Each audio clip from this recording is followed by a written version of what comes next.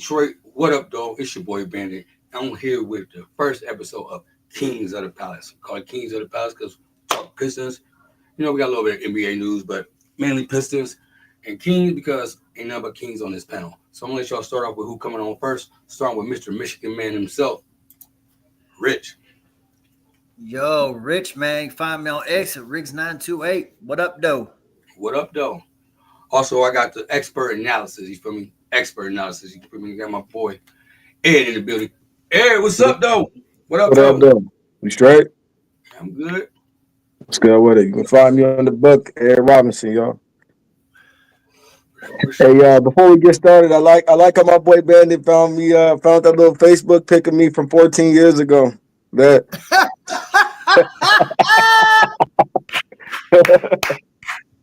Well, when I was telling y'all, send me a photo. I'm doing the intro, and nobody responds. You said send the photo with Pistons gear on. I don't even take pictures, brother.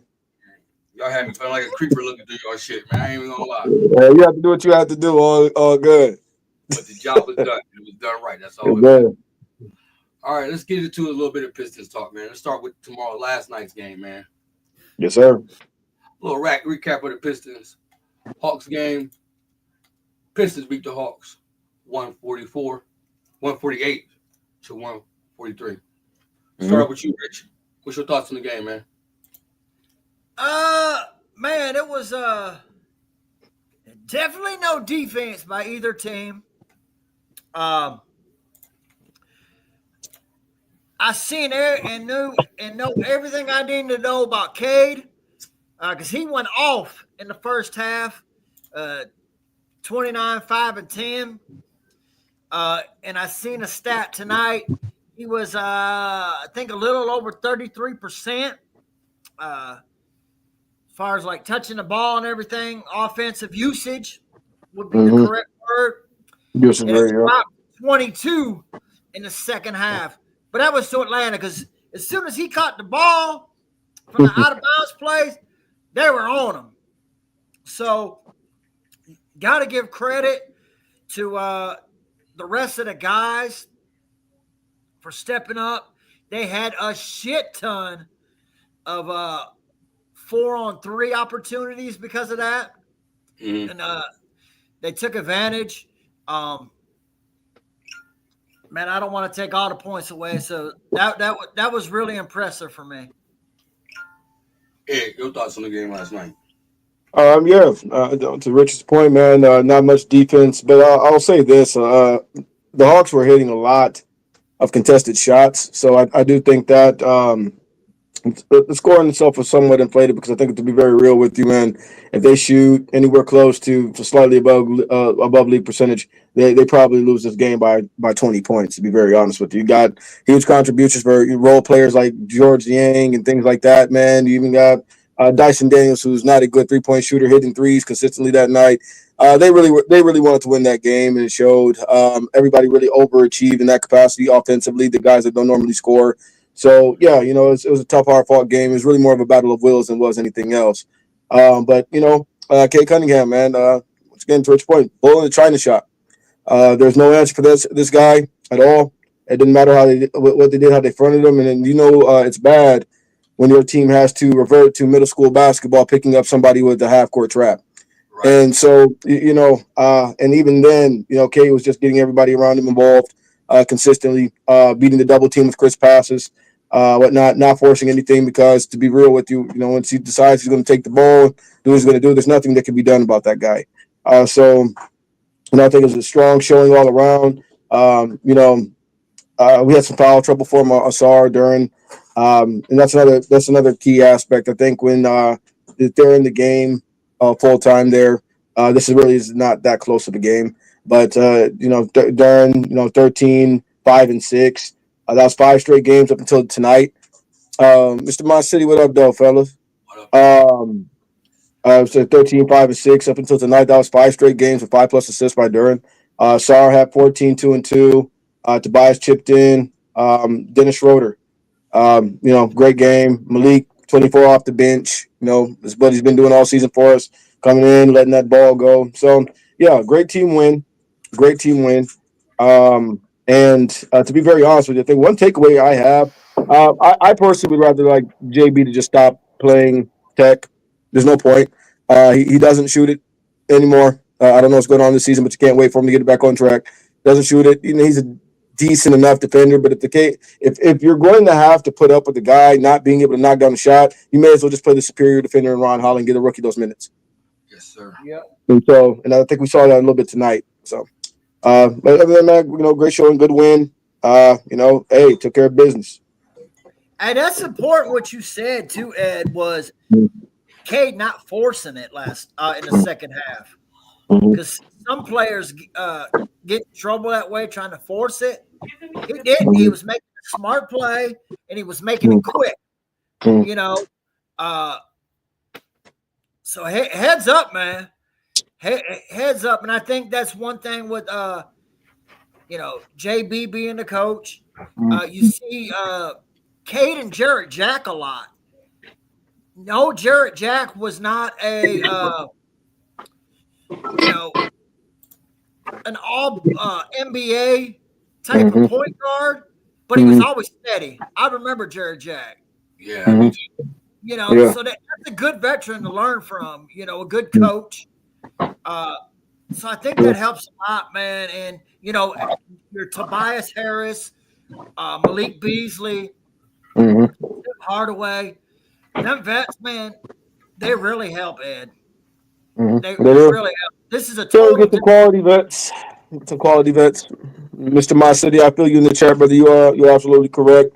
Durant wasn't lost on the boards tonight. We will get to that. And yes, you're right. Asari is on his way. All right, let's talk about key addition we got at the trade deadline. Came over for his team and he really stepped in at it. You said it yourself as the best backup point guard in the league, man. Period. You did a shooter effect, man. How y'all feel about the impact he had on this team, man, since the trade? Rich, I'll let you go first, and I'm going to let you go. Man, I know, this is one of the, for y'all don't know, I've known Ed for a couple minutes before we got on this show. And that's one of the things he was talking about, one of the guys he wanted because he's a Wisely vet. He just produces wherever he goes. Right. And you know what he gets. And like last night, been able to come in and play Cade off the ball. And, he gives you that opportunity. And, he don't turn the ball over a lot. Even tonight, he wasn't great from the field, but he still had 8 free throw shots. He had some and ones, can he? He had that key one last night, that and one last night, Ed. Yes, he did. Off the backboard, and I shared a video on X where Beasley, they had a POV on Beasley when he's seen it. He's at the 3-point line, and he went to the fans like this, like too early. He almost pulled the Chicago Bears. Solid. He's not a Luka. He's not an AD. He's not, a Levine, Darren Fox. Any of these other big names are moved. But for Detroit, this was the right and big move for us. Yes. Ed, before you say what you got to say, I got the right picture of him with his forehead, his right forehead, too. Exactly. Go ahead. That's 100% the real Schroeder in that picture. You're right. But man, just continue to speak what we've been speaking about, and then shout out to my boy Breed. Breed was on this months ago as well. Dennis Schroeder's is a solid bet we should have been trying to get. We got him. There's no other target that was going to be better than Dennis Schroeder for what we were looking for. We needed an extra veteran ball handler, a guy that was actually a good player. And the fact that Trayton Langdon we got this guy for nothing, man. We did not give up any assets in order to get Dennis Schroeder at all. In fact, we gained assets, and then that goes back to what we talked about with the second apron, essentially being able to, in a way, tax a team and then having to have them give us a player on top of it. It was a very solid acquisition. I also know that Trajan expressed interest in keeping him going forward as well. I just had that solid bet to back up Cade. But yeah, man, the impact is definitely felt. Just the non-Cade minutes, and especially these last two games in a row. Now that he's settling in a little bit, and he's still just freshly acquired, so it's going to take him a few more games to kind of find his offensive rhythm because he's trying to fit in so much. But you're going to see a guy that's going to give you a consistent 12 to 15 off the bench pretty soon, and give you 5 assists. He's going to be very productive off the bench, and hey, but in the meantime, what he's doing with the ball, getting guys involved, just that veteran understanding of when to attack, when not to attack, and just getting us quality shots. And I will say this, that I'll be very honest with you. I like the Schroeder Cade minutes I've seen the last two games over any of the Ivy Cade minutes I've seen to close out a game this season. I do. Just because the quality of looks. Here's the thing, though. The quality of the looks that Schroeder generates. I'm sorry, I hate to say this to anybody who's an Ivy fan, guys. Hey, it is what it is. But the quality of looks, you can tell the last two games, especially, he generates better looks with the ball than Jaden Ivey did as a secondary ball handler. And it's really not even close. The way he's able to penetrate, the gaps he's able to find, he's a real point guard. And in his ability to get to the rack and score as well. That's kind of what we needed. The non-Cade minutes were killing us. And to be very honest with you, I think the non-Cade minutes have cost us. And I can think of 6 games right off the top of my head that we have a big lead. We should be winning that game, maintaining. And as soon as Cade gets off the floor, yes, even when J.I. was healthy, those minutes were atrocious, and we lose the game because you'll have these massive runs. You'll have 20-point swings when Cade was on the bench. One time we had, I believe, a 25-point swing against the Hornets, if I'm not mistaken. Crazy. Just because you don't have a competent ball handler on the floor. And so, Dennis Schroeder takes care of all that. Not only just a competent ball handler, but a really good player too. So yeah, man, a great acquisition. Great for Trajan to get this guy. And then hopefully, man, we can work out something this offseason, get him keep on a little deal. Maybe we can give a little team friendly contract because he says he's tired of hopping from team to team and wants to finish his career out with some stability. Guy's got 3 kids. Also subscribe to his YouTube channel if you guys haven't already. If you're a Pistons fan. But yeah, man, guy's got 3 kids. He's tired of hopping around. If we can offer maybe a little 2-year deal, 3-year something to keep him in Detroit, be that vet backup for Cade, especially as he gets to his prime, that'd be nice, man. So that's the thing too, is they showed a stat the other day, Ed. Since he's joined the Pistons. I don't know the top number off the top of my head what they said, but like the second unit with him compared to without him, yes, it's like 360. Yeah, it's night and day.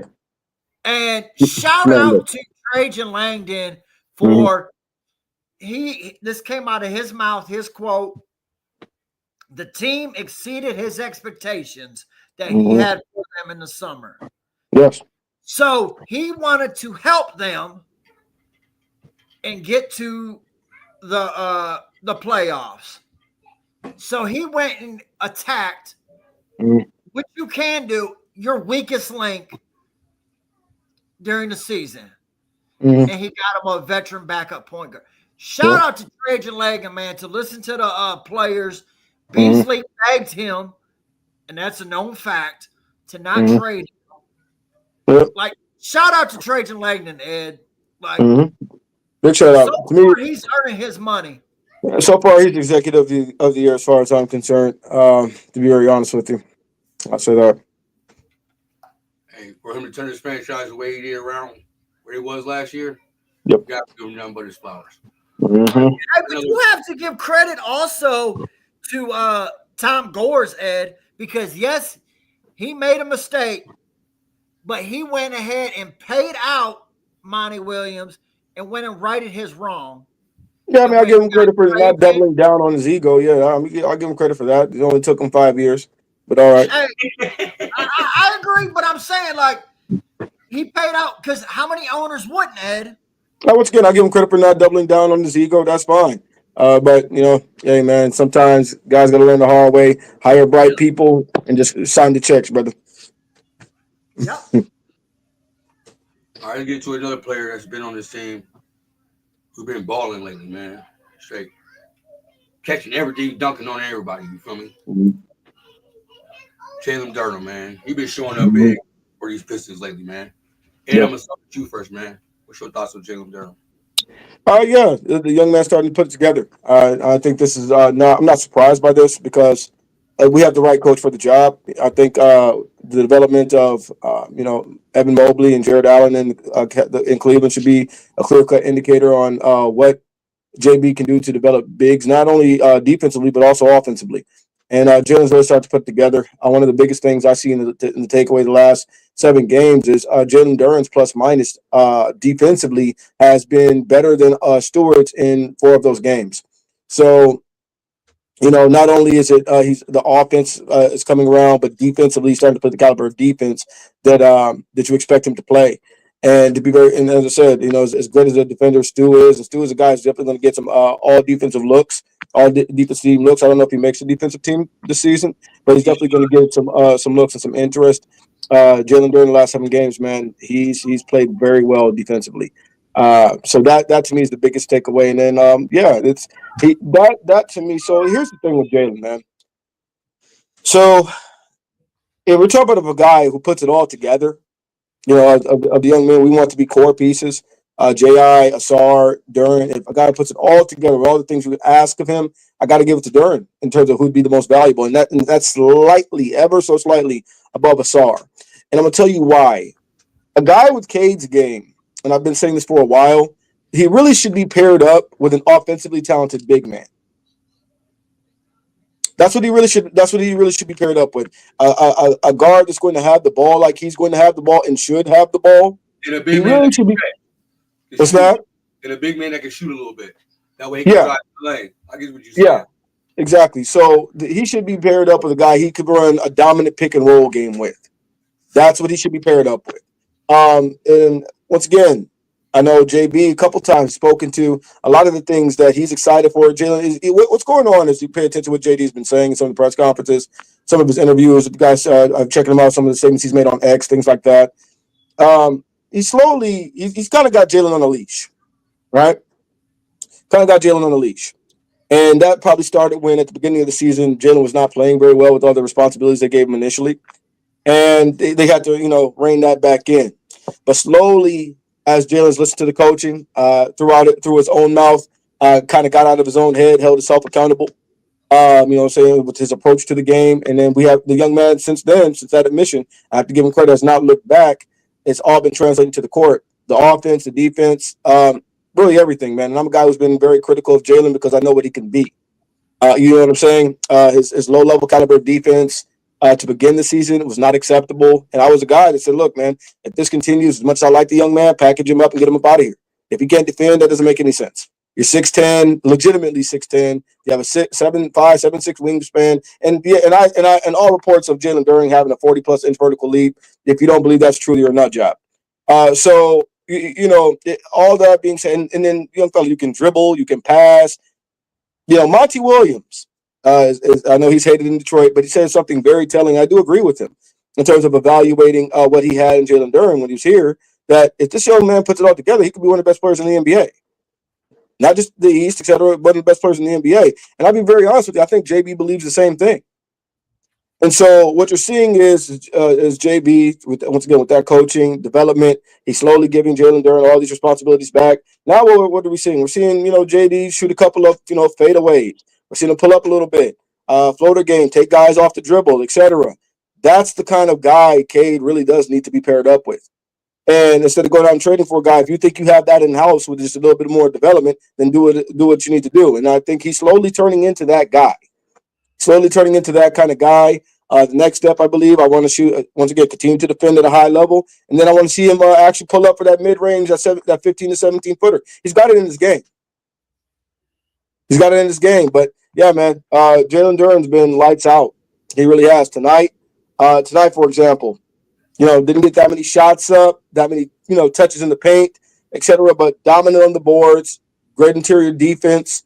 Yeah, absolutely, man. Absolutely. And then I think teams are really starting to notice his threat to make the right pass They really love to take the gaps away from JD because the passes he can make as a 6'10" big man, it's up there with guys like Sabonis.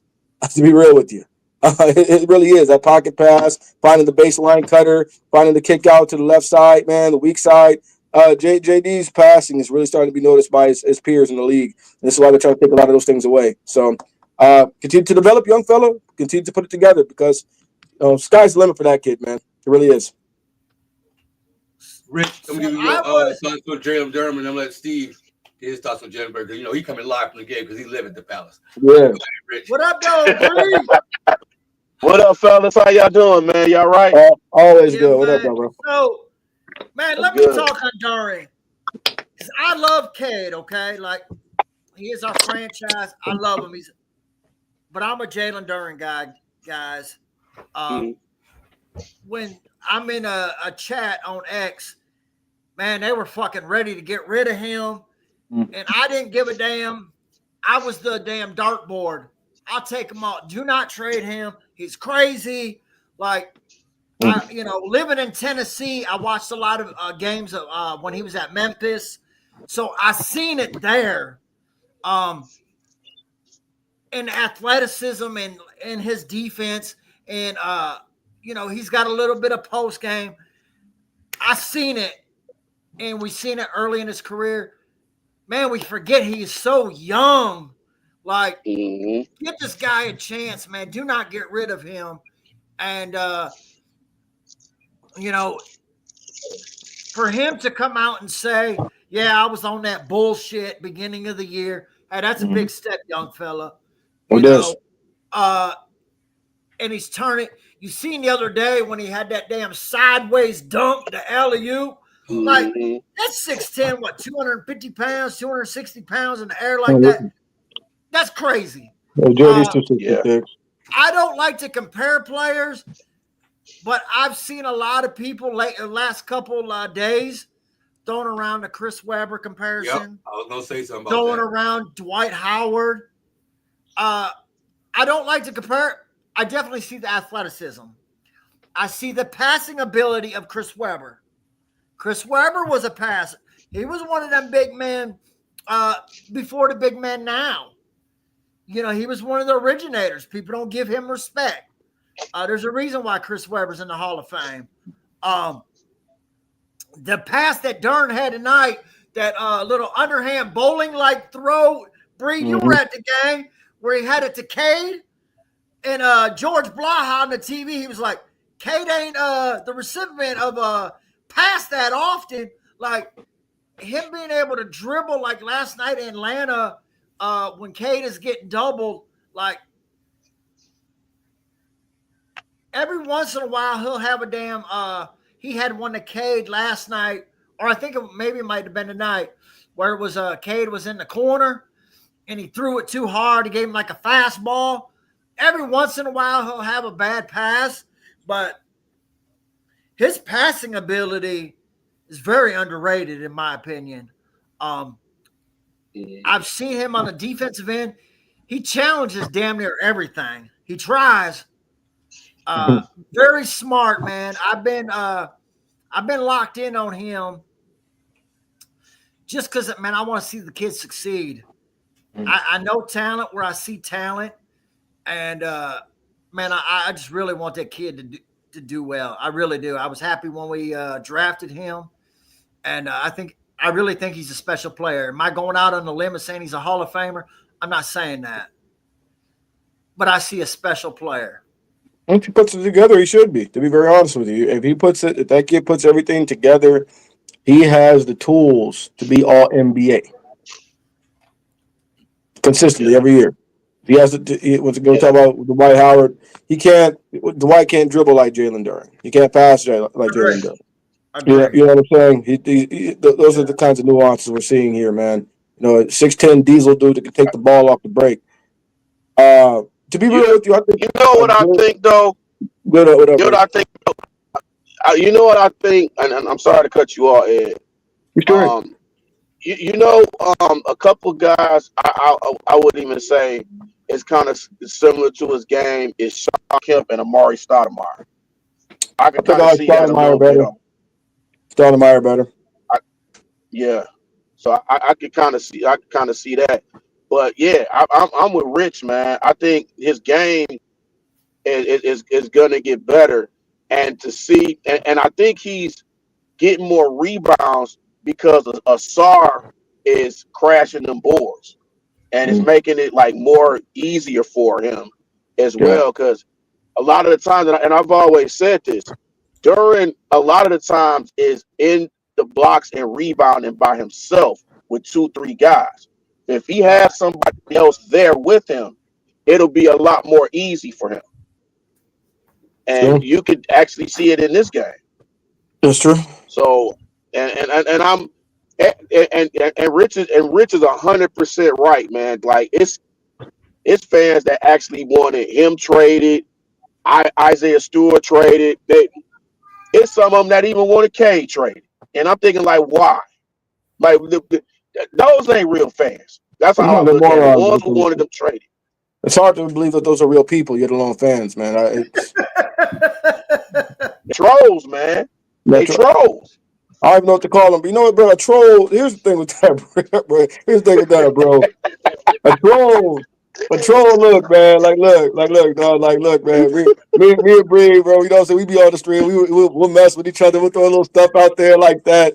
You know what I'm saying? Bree to come in with the bobbleheads, and, you know, tease Nomas with the racist stuff. Jared Goff bobblehead. No, that's trolling, bro. We know what's going on.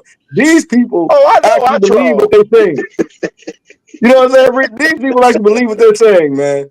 They'll get on there and say it's for like trade K. I had a moron. Shout out to my boy Pistons Mike, y'all. Go subscribe to that. I had a moron. That dude ain't right. Comment section, bro. They had a moron. That dude's comment section talking about what's this? Hamidou Diallo was a better player than Cade. I swear, God is my witness. He said that. And he talk about Sleepy Cade, Hami a better athlete, and everything. I'm like, man, look, you can just. Some of these folks, man, you read some of these comments, man, on the internet, brother, and it's like you're losing brain cells and IQ points. It really is. It feels like it's a detriment, man. Steven, I can't even chop it up with folks like that, dog. I'm like, man, you, brother, but like, you just see gotta certain hear stuff, talk. man. Bro, you see certain stuff on the internet, man. You know, sometimes I think to myself, Bandit, I really hope this dude whose face I can't see isn't black. I really hope that's not a brother saying that. Brother, come on, it's hard enough. It's hard enough for us as it is, man. Without low, like, bro, come on, man. We can't afford that. We can't afford that as a people. We can't afford that. We can't afford that. Hey, but real talk though, Cade has taken that year 4 leap. Because the one thing that I always wanted out of him was I watched him at Oklahoma State because I knew we sucked, and I knew it was a possibility we could get him. So I wanted to scout and see what possibly could be on my team.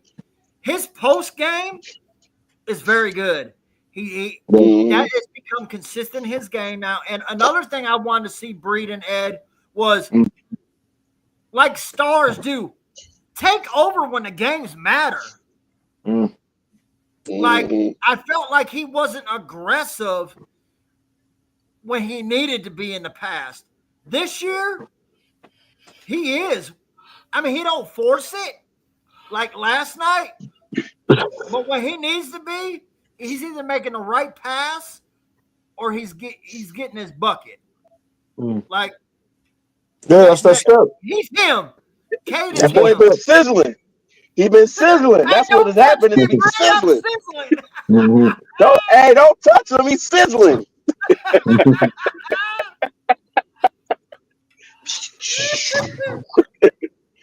Yeah, and you know what though, with you could kind of see he was a little fatigued this game too, man, and that's one of those things to where, back to back, yeah, and it's and the one thing I hate, and I gotta mention this, man, and I know I'm gonna piss some Clipper fans off. First of all, fuck the Clippers, and And fuck Kawhi, Ben Simmons. I'm not gonna say Norman Powell, that's my guy. But Kawhi and Ben Simmons, fuck them. That's all I'm gonna say on that one. Because it don't make no sense. It's a back-to-back, but the Pistons had a back-to-back. So I'm like, it makes no sense. But hey, that's the league now, man. That's the one thing I hate about the league is this low management crap. Yeah, but I mean, you got to give credit to Cade because he's been like Amon-Ra, St. Brown. I mean, I'm sorry, Hutch, Yeah. Dylan Larkin, like our big pegs of Detroit sports. He wanted to come here. He's taken on, when we were shitty breed, Ed. Yeah. And he said, I want to be part of the turnaround. He signed a big contract, and we didn't even have the success that we are having now. We correct me if I'm wrong. We've not doubled what the wins that we had last year already. Absolutely. Yeah. So 30, to sign that 31, big contract 32. and stay They did that before the committed, All-Star break. and stay 32. committed before you've seen success, Mhm. my hat's off to you, bro. And can we just all say that JB is a good coach? Great Yes. coach. I mean, we gotta say that he's a good coach. Because I get tired of people saying that he's not a good coach, he's not a good teachable coach. Well, we wouldn't have the record we have if it wasn't for him and his coaching staff. No, And hey, you gotta Breed. give credit to that. Hey, Breed, what he does with Monty did not. He sticks up for his stars, bro. Exactly. He don't Exactly. mind getting teched up for fucking Tobias or Cade. Like, he don't mind getting into it with the refs. Well, that was He perfect sticks up hire, for his man. players. He was the perfect hire. He demands his players to do well, but he will stick up for them if they're doing the right thing.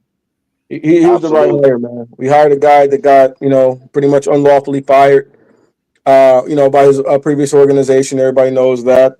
And, he came in with a chip on his shoulder and an edge. He has the personality. He's the right kind of guy to come and coach Pistons basketball. So, yeah, hats off to him. And also just with his track record of what we were working with.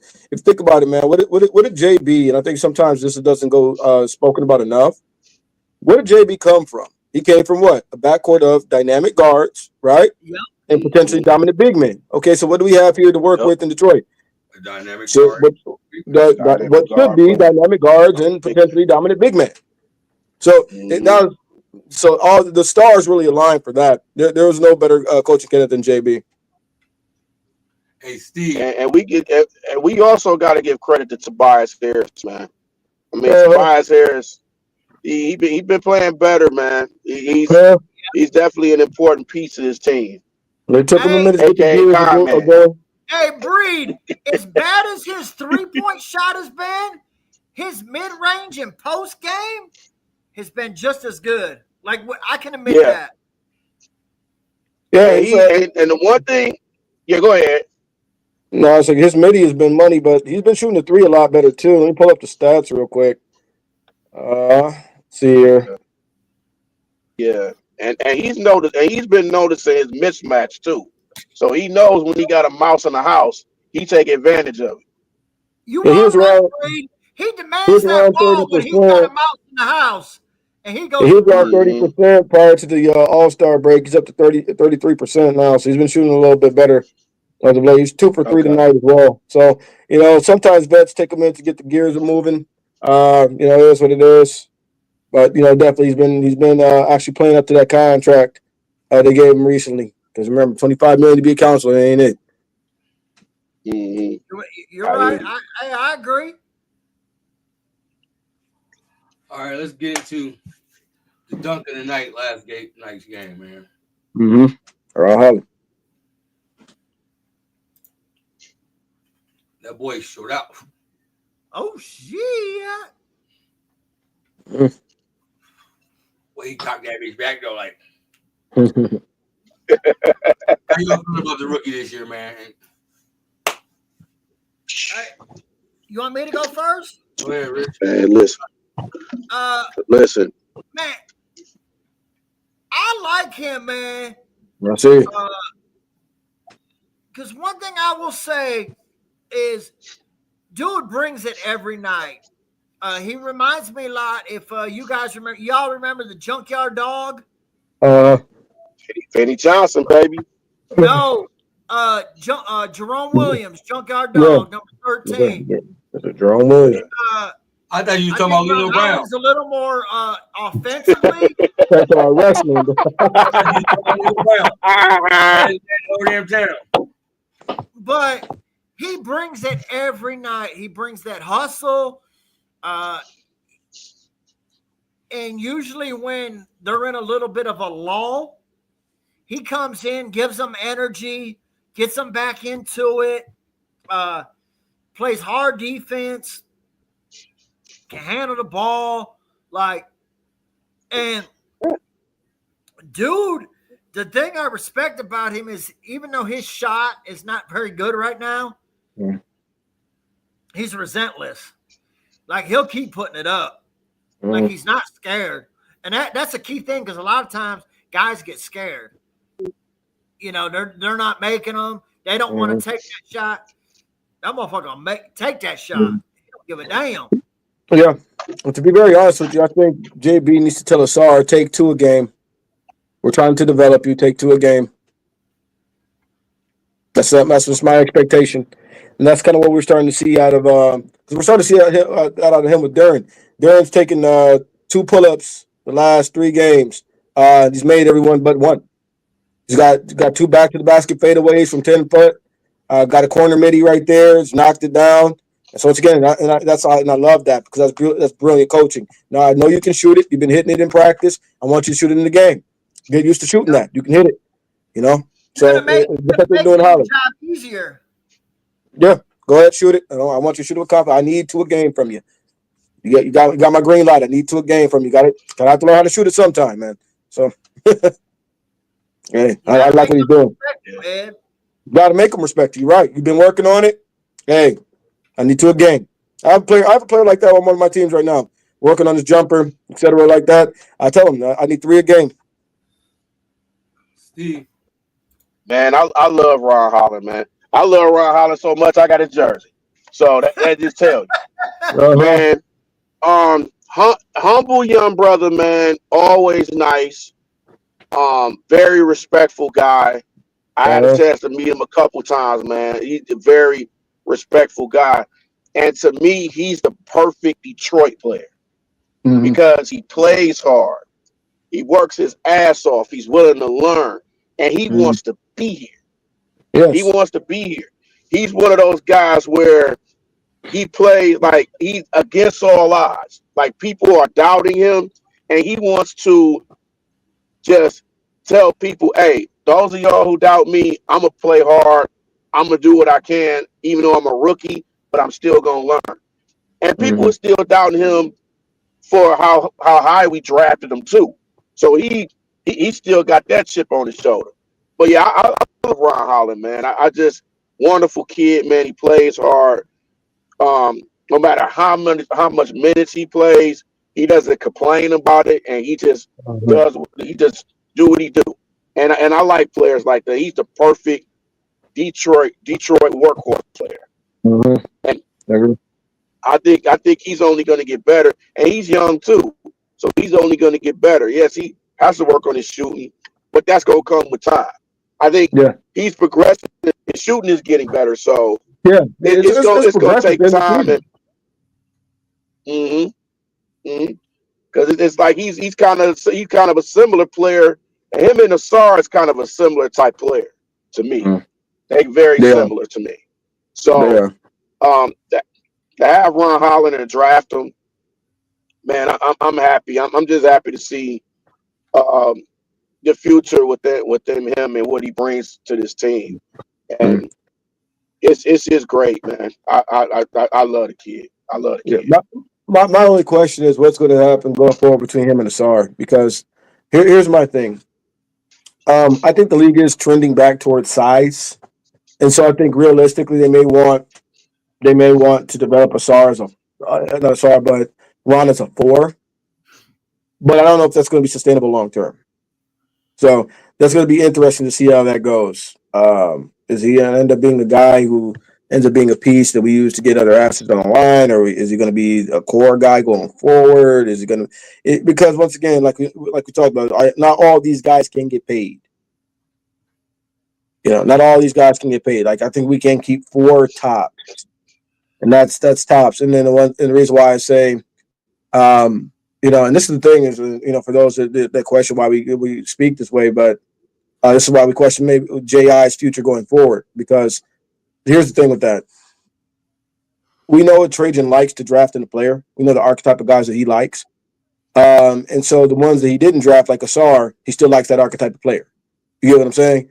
And then to follow that up with Ron, he kind of confirms what he likes in a player. Then also you can see their bigs they had in New Orleans. You kind of confirm what he likes in a player. That's why he likes Jalen Duren so much. You're not going to be able to keep all 5 of those guys. And depending on how good they become, you're not going to be able to keep. You might want to be able to keep 3 of them, and Cade is included in that. So if they really pan out, I'm talking about really pan out. About jackpot strike money. Put it together. Now we'll talk about money. Yeah, you got to pay him.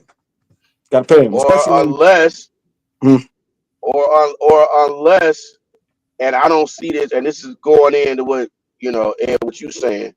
Unless, which I don't see is going to happen, unless somebody like Cade or somebody on that team will take a pay cut, and I don't think that's going to happen. But Cade can't take a pay cut for 5 years. That's the whole thing. No. Yeah, so Cade's locked in, man. They gave Cade what was it? 5 years, 225, something, and he deserves every penny, every dime. And then he's got, if he makes All NBA team, I think it's 205 over 5, and then if he makes All NBA team, it becomes 225. So it is what it is. So there's that. But I'm saying that those guys really truly pan out.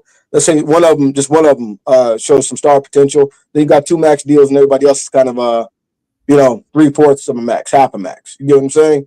That kind of thing. So, we'll see how it pans out. This is my question. How's that going to work? Who's going to be what? But it's a good problem to have. That's how you actually got. When you don't have that problem, you don't have anybody on your team. So I'm not going to touch on that, Ed. The money part. You're right. Not going to disagree. I don't think he's a 4, but the thing is, he's not. Today's game, he fits that 4 mentality. Because look, you got Batum, you got Derek Jones, you got Jason Tatum. These are normally small forwards. Yeah. Once again, so this is what I'm saying. Like those are generally the exception, not the rule, and only one of those guys really plays the power forward full time. So I'm talking about generally what the league is trending back towards, and it's generally trending back towards size. And so right now, let's think about this: best teams in the league, right? So who? So the Thunder, right? The Celtics, right? The Cavs, right? All 3 have what? Size. Big, huge size. Particularly but like the Thunder, I would argue, though Chet Holmgren is a damn green bean. That may be, but he's only a young dude. He'll grow. He'll fill out, man. He'll gain weight. You know what I'm saying? He's gonna grow into it now, but he'll grow into it, man. And even that though, the size, the height and the length are still what they are. 7'1", big wingspan. You got Hardenstein, 7 foot, big wingspan, athletic. Right. The league's trending back towards size. So I do think that eventually you're going to have to get a guy with some size next to Duren that can stretch the floor as well as Duren continues to develop as a shooter. I agree. I agree with that. I agree with that wholeheartedly. Question for y'all. Can the Pistons get to the top 4 seed in the East by the end of the season and have home court advantage in first round of the playoffs? Who's going first on that? So I can go first on that. Yes. Go ahead, Steve. I would say yes. And not only will I say yes, I think they possibly could have a chance to get that 3 spot from the Knicks, because the Knicks has been struggling. So I think they possibly could get that 3 spot too. But top 4, absolutely. Absolutely. Rich. So to me, and Ed knows this, and I think I don't know, Breed might have been on what I said this too, is this 5-game stretch coming out of the break to me was huge. We're 3-0 with Denver and Boston coming up, and then the Nets afterwards. Man, if you could steal one of these games out of Denver and Boston, sheesh. Like, there's the only, Atlanta and San Antonio, even their records don't show it. Wemby was out for San Antonio, but they're still a good team. They still got good players. They can still beat you if you're not, paying attention. Atlanta, they got Trae Young. If you got a superstar on your team, you got a chance. I don't give a damn. Yep. And we've had tough games with Atlanta, period. Mm-hmm. Last night was even one. It was a shootout. Clippers had a winning record. We beat them. So they're just, we're young, but we're not intimidated, man. And when you got that balance between veterans, good veterans, solid veterans, and young players, man, that's a deathly mix, man. That is a deathly mix because, young players, they don't give a damn. They don't fear nothing. They have nothing to lose. But the vets keep you in check, keep you even cool.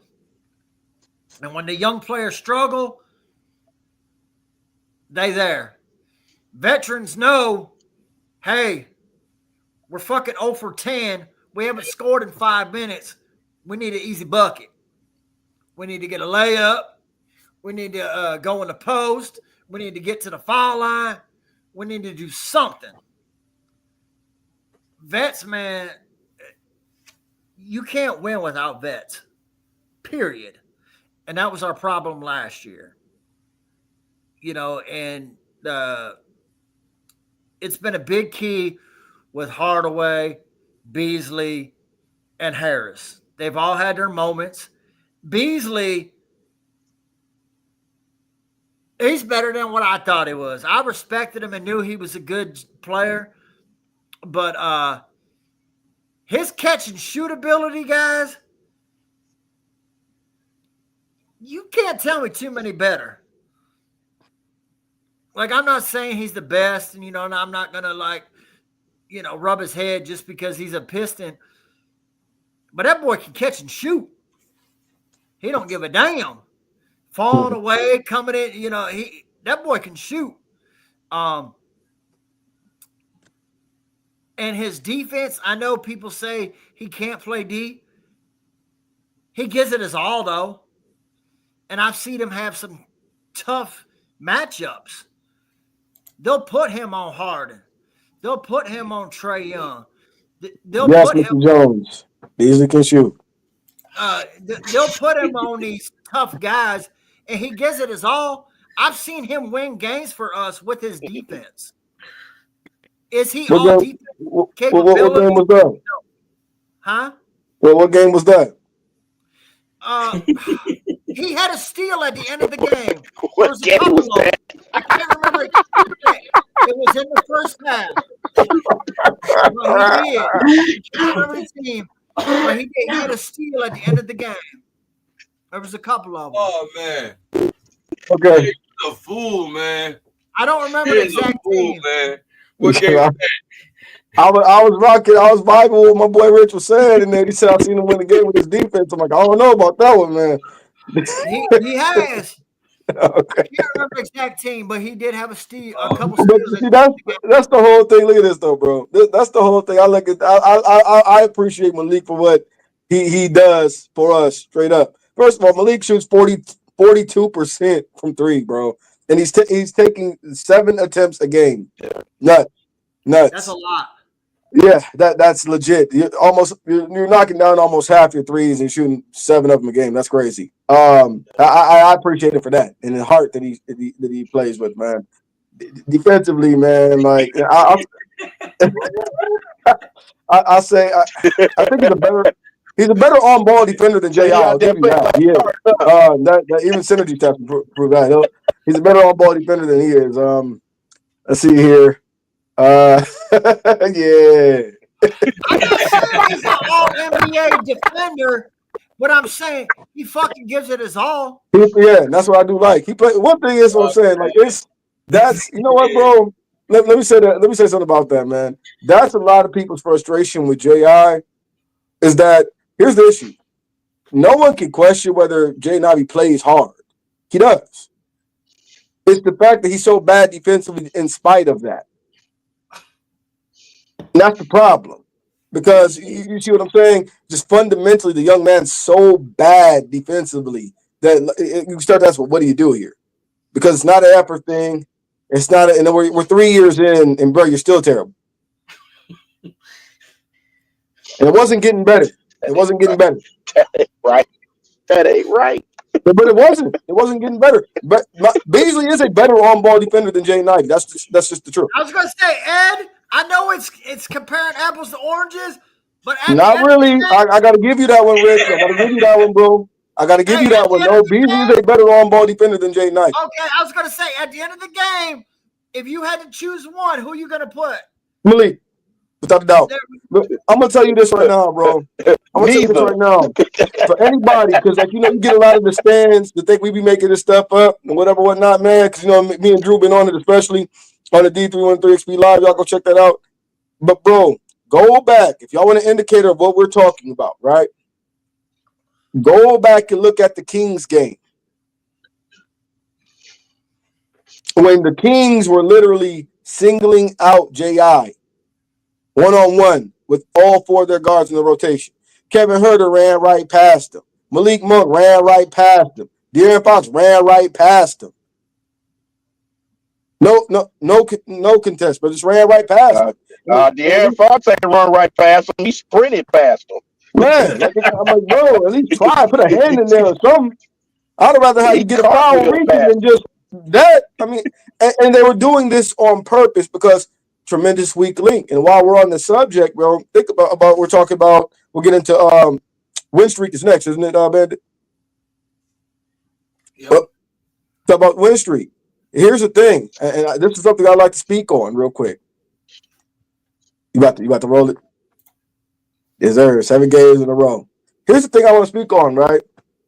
Ever since Asar has been a full-time starter and Jay Knife's been out of the lineup, have we ever noticed that Asar and Duran have come full circle now? You better get some shit started. But I'm just being honest, man. Do we think that's a coincidence? Your just opinion. People can disagree, agree. We already know how we do things here, man.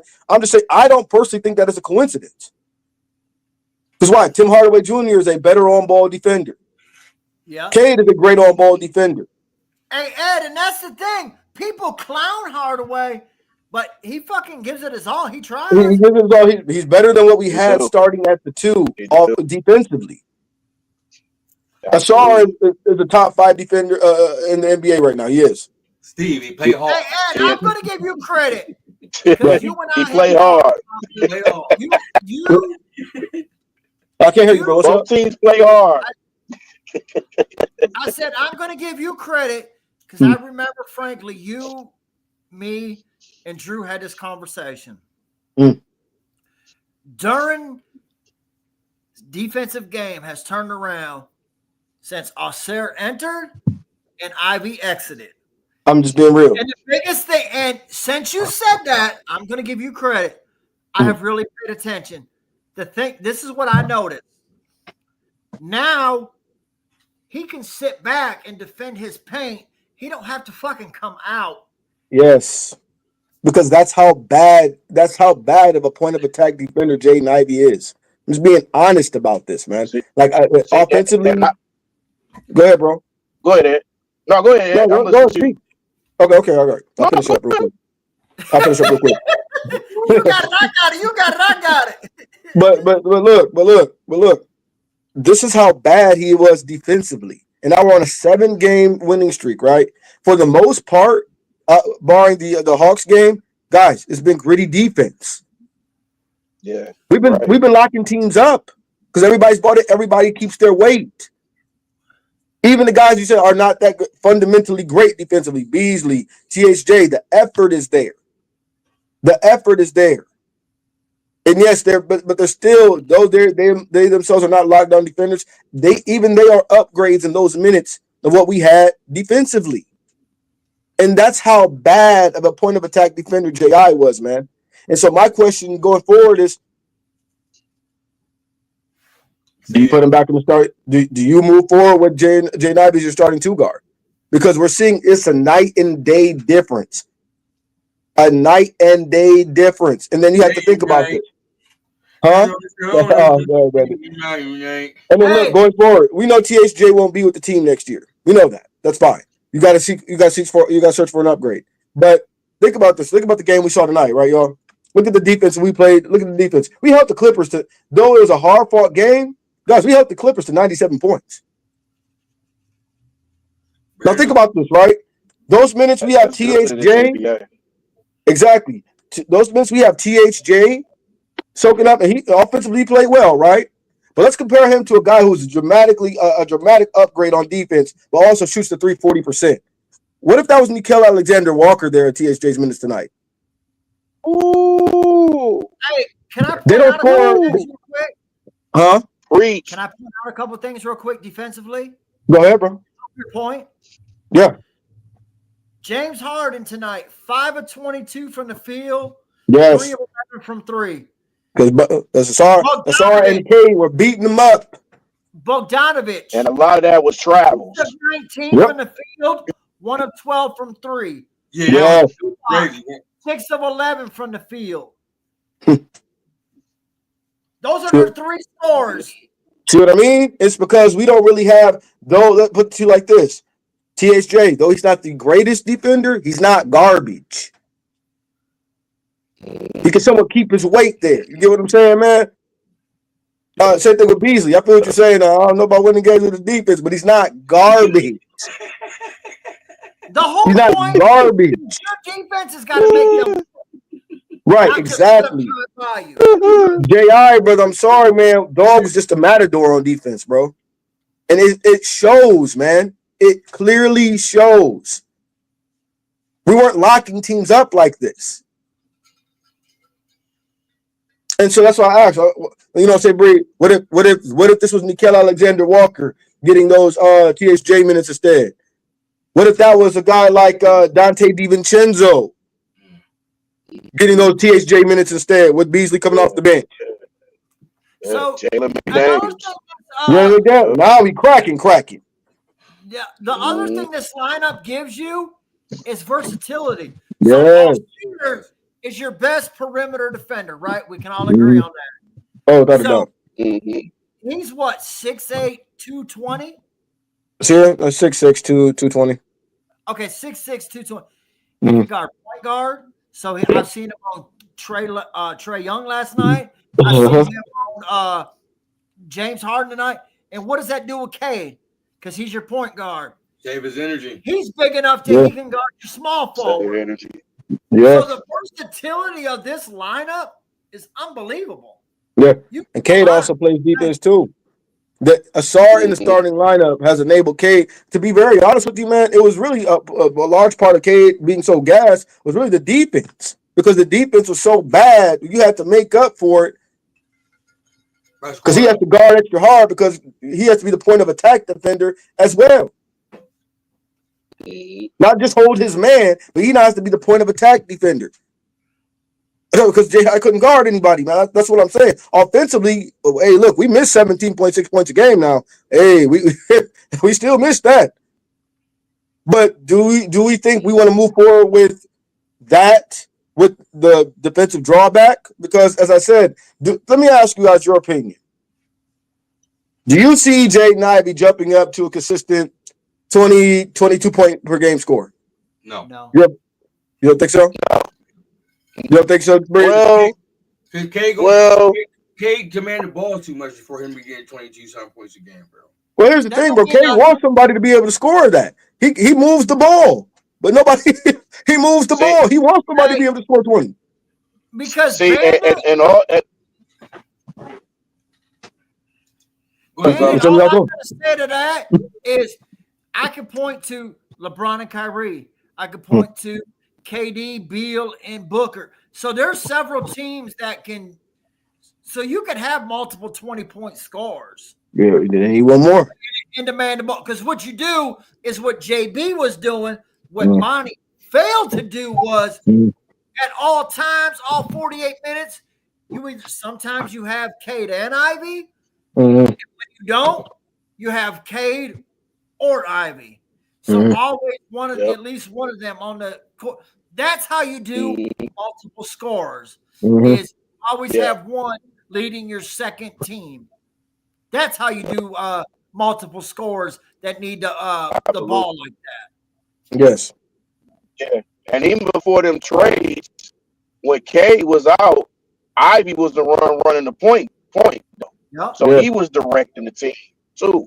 So that's how he got people involved, and he got his scoring as well. So that was a lot of times where he got a lot of his points as well off that.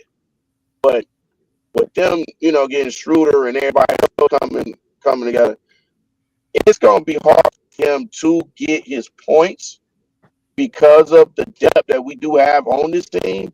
It might be hard for him to get points, depending on how we use them. You know what I'm saying? It's gonna be interesting to see how we use it.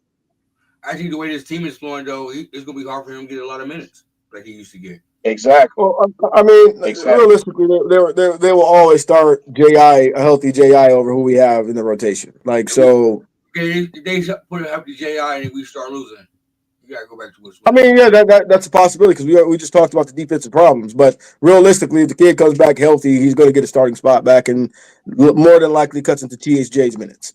That's just what that is. You know what I'm saying? Whether we like that or not, that's what it's going to be. But we'll see if he comes back healthy this year. We'll see that. That might not be an issue because he may not be healthy until next year. But my thing is, like, going into next year, do you want to keep him? Do you want to seek for? Because my vision is that you get an upgraded version of what THJ is, that mold of player. That kind of player that doesn't need the ball in his hands, catch and shoot guy, but they can lock down. That's what I'm saying. You go see if you can trade for a DiVincenzo. You go out and you see you can sign a Alexander Walker. You go out and see if you can get a guy like that. That's my thing. Bring Beasley off the bench. Maybe get Schroeder back with a modest deal. You know what I'm saying? That kind of thing. Defense that bad. And then my challenge for JD for next season, I want 18 and 14 out of JD. Your reliability on defense, man. So I can see it. I'm saying. See it. What's All right. next? Let's talk about this game tonight that just happened, man. Yeah, Let's recap. Detroit Pistons beating the LA Clippers tonight. Steve Bruce, you was at the game, man. How you feel about the game, man?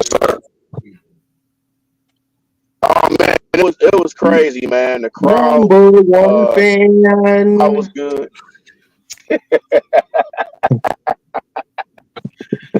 Yeah, the crowd was crazy, man. Even though when the Clippers was coming back, they was a little restless. Even some of the calls I thought was kind of crazy. But all in all, man, Pistons did their thing. 7 in a row. Kate was sizzling. Tobias got a good 20 in.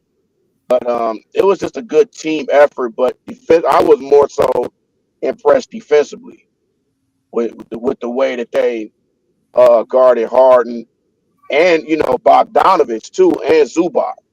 So I was impressed, and then even not only with Durham but with Isaiah Stewart too. I was very impressed with Isaiah Stewart defense, man. He was not everywhere. He wasn't getting bodied, or he was pushing bodies. So and that's And I'm gonna go back to what Rich was saying too. It's like with Duran, with him stepping up defensively, you gotta give Stewart that too, because he's been really been going defensively, and Duran been having to do that because Stewart has played well defensively, and that put a lot of pressure on Duran. So to have those two guys and being they as close as they are, they gonna feed off each other. So yeah, but all in all, man, it was a good game, good atmosphere. 7 in a row, man. Get ready for Boston, and Pistons won again. They won. They won again. So the thing about I'm gonna kind of do a reverse what you said, Bree. What What Duran is doing because of Stu, the defense. Mm-hmm. I feel lately with that, we'll take these 7 games. Stewart's offensive game has stepped up because now he sees. Yeah. Before the advantage was his defense was better than Duran, so that's going to give him minutes. Well, now Duran's defense has stepped up, and his offense. Shit, I got to give you some. I don't give a damn if it's a open take drive to the lane, take a 3 here and there, take a jump shot. I do a little jump hook, something. He's getting a little more offensive here lately. Is he lighting up the scoreboard? No, but he's honest, and that's all basketball is. You guys know that. Keeping teams honest, where they got to guard everybody and got to be aware of everybody on the court. And the thing about the 7-game winning streak, Duran is a big part of it. He's very involved in the pick and rolls. He's very big in the high post. He touches the ball. What do you guys want to say? 70% of offensive touches? And he go up and dunk on 2 people like it ain't nothing, bro. Am I right? Mm-hmm. Is it about 60%. 60%. He touches the ball a lot. One way or the other, whether he's directly involved or not, he's getting a touch. And his passing is very underrated. Ausir, man, if he could just get some type of jump shot. Hell, tonight he had that damn fadeaway, but it didn't count because it was after the whistle. Let me see that in live play, because your ability to take it to the hole is very good. But man, if you could finish more bunnies, because you do miss a lot of bunnies, and you can develop some type of offensive game in the post or a little bit of a 15 to 17 foot jumper, man, we'd be good. Like, this team can get better down the road, but for now, they are a good team, man. They do play within each other. They play off each other very well. And Ausir, with him being on minutes restriction, I know people, see a man around the league and, they want to, crown him as, the king of the Thompson brothers. He's not that much different. Not at all. But I think we'll see that as our next season. Yeah. Here's your recap on the game. Once again, hard fought win against a great defensive team. Like I said before we got on, end of the game, I got to call out, foolishness when I see it, though I have a ton of respect for the coach, Ty Lue. That was some female behavior, brother. Especially with the done antics at the end of the game. Hold the ball. The game is over. Don't take no little cheap, feminine end of game bucket and then walking off the court without shaking hands, man, that's not it, dog. Oh, I didn't even know that. Yeah. That's what it looked like. Now maybe it was just bad. If look, y'all, and check it out. If it was just bad camera footage, our apologies. But from what it looked like that's what he did with Dunn. And as soon as that was done, he hit that tunnel.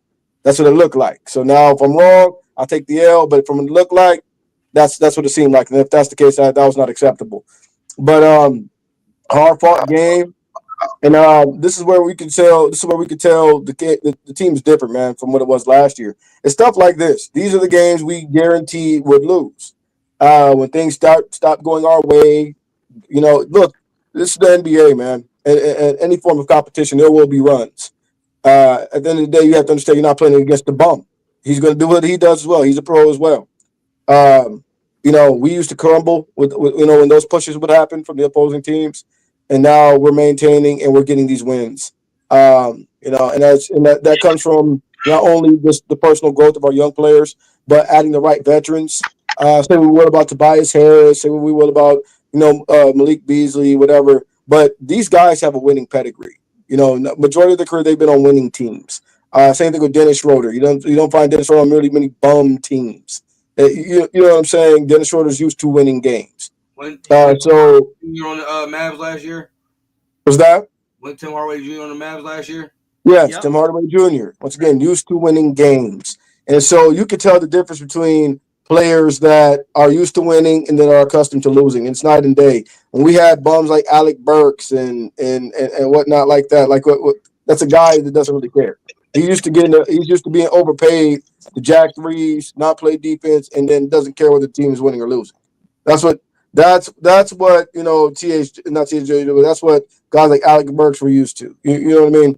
So, and then sometimes you get these vets that what they're trying to do is they're trying to come in and pad stats towards the end of their careers, and they're not playing team ball. Bogdanovich last year. You know what I'm saying? Boyan sit up there, get something, jack. It didn't matter what was good, bad, and then couldn't hold defense, man. So we're finally getting some good, solid vets, and that's just the culture shift because we have the right people in here now.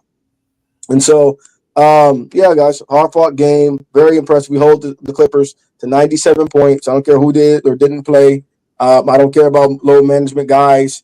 The point is you held that team to 97 points. The team is beaten. The Spurs with shorthanded. That team is beaten.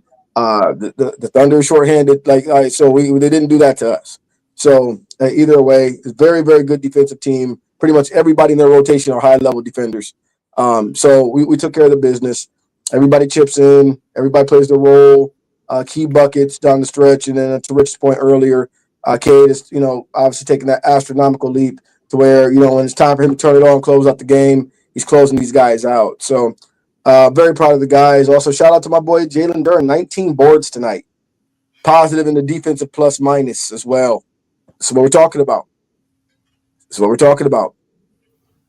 So on back-to-back nights, guys.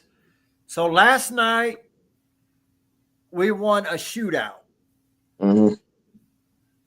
Very next night, we won an ugly game. Mm-hmm. So you won back-to-back games 2 different ways against 2 superstars. Trae Young's a superstar. Even Harden at 35, he's still a superstar. He can go off at any time. So, to me, that's impressive. You won 2 different ways on back-to-back nights. Kudos. That's how it's supposed to be. And then finding ways to win the game, even when the legs may be a little bit tired from the back-to-back, is what it is. But hey, we got it done, man. We took care of business. Proud of the guys. Let's go ahead and get a little bit of rest, and got Boston up next, right? Yep. All right. We all need Rich, get your final thoughts, man, before we head out of here. Let everybody know where you can find you at. You ain't get Breed. Yes, I did. He just started with Breed, didn't I? No, I started with Rich. Oh, go ahead, Breed. My bad.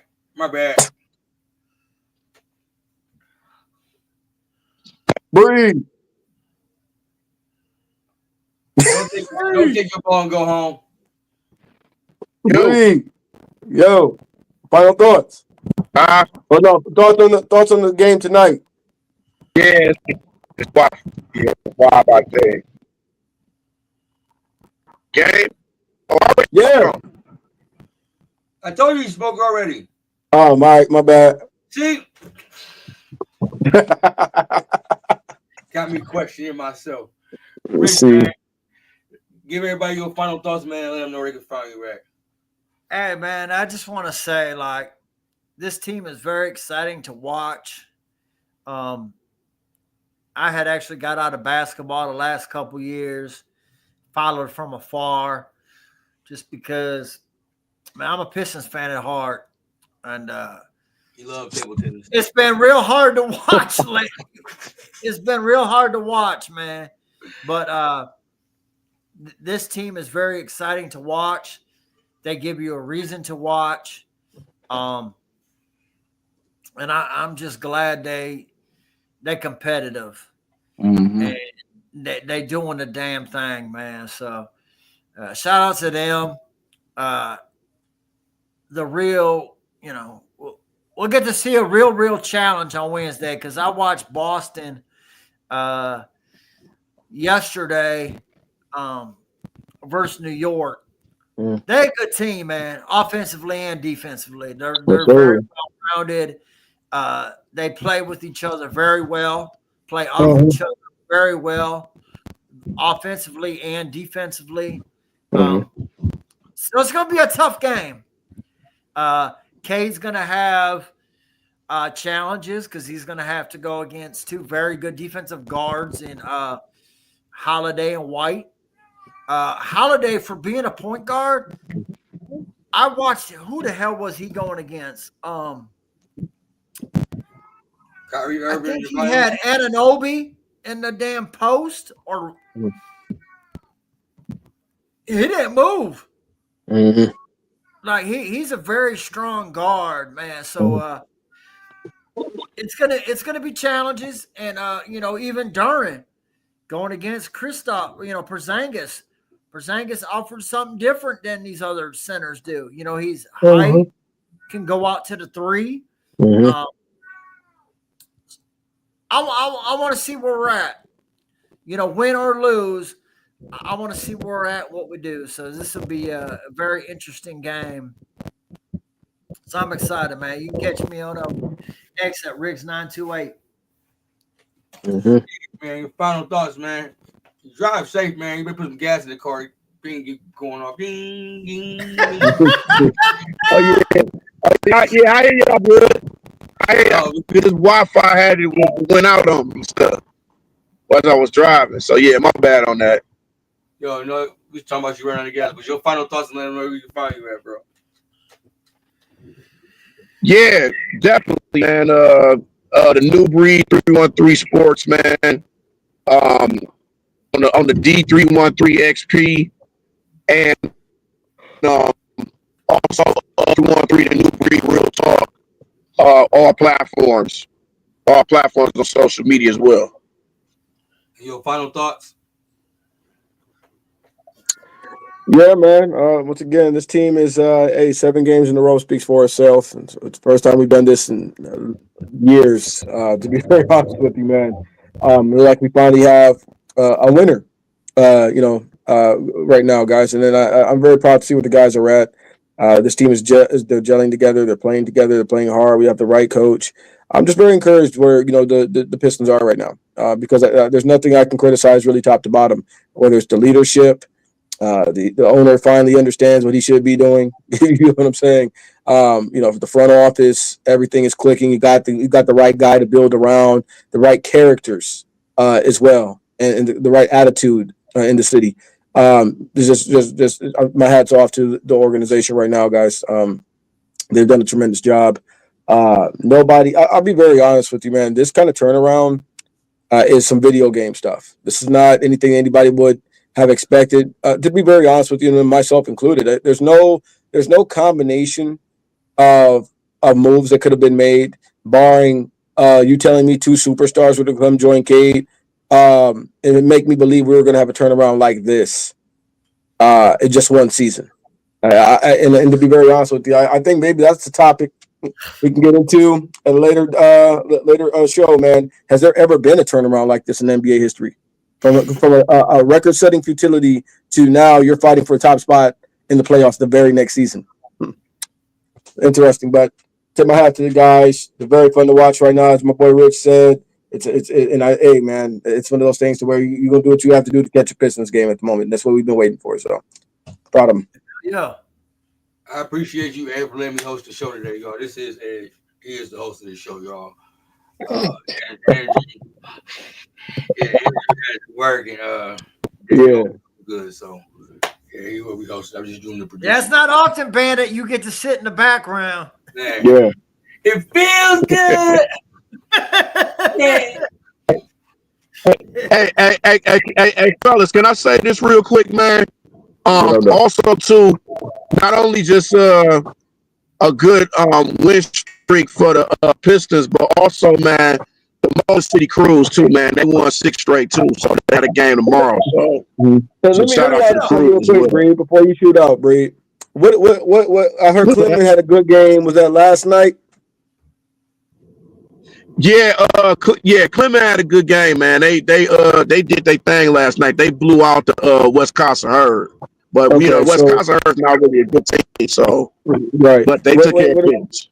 What do you think he's looked like overall the last few games? You think do you see the development coming, or what's up? I do. I do see a development. I think his shooting is getting a little bit better. I think he still has to get better defensively. I think we need to send all these niggas to Gary Payton camp. That's what I'm saying. I'm interested in because I know Breed be on the cruise level, you know what I'm saying, seeing their games and stuff. Like, I don't get to I don't think a lot of us get to know about a lot of these younger players, prospects, you know, like the Dylan Harper or was it Ryan Harper Jr., right? No, Dylan Harper. Ryan Harper Jr. is his big brother. And see, you know, what they're doing, man. Is possibly, could it be our future? Because that's another guy.